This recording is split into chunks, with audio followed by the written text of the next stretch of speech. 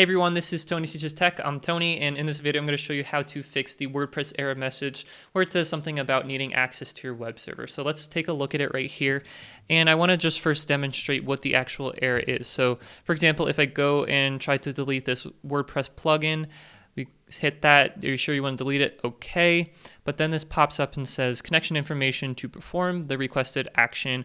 WordPress needs to access your web server. Then it goes on to say that you need to enter your FTP credentials to proceed.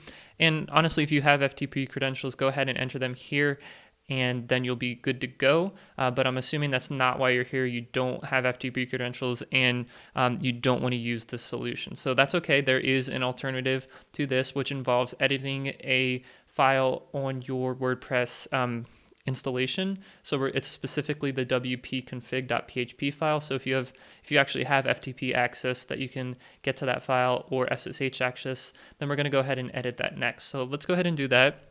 We'll just cancel out of this, and I do have a terminal window where I'm SSH'd into my server here at site3.xyz, and these are all of my WordPress installation files, but we're going to be specifically working with the wp-config.php file. So let's go ahead and open that with a text editor. And we're going to go down to the last line here, which I'm already at the bottom. And we're going to add one line of PHP code here. And it's going to go something like this. Define fs method, which is file system method, direct. Okay, so we'll go ahead and save that.